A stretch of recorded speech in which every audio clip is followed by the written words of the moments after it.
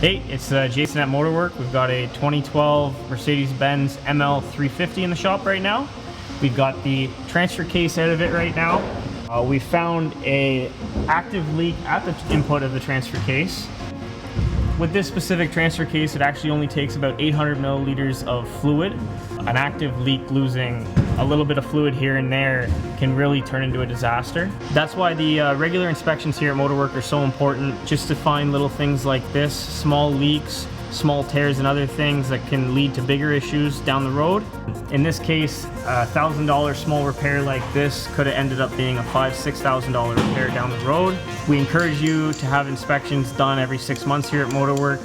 We keep up on the maintenance and a visual inspection of how the vehicle's running.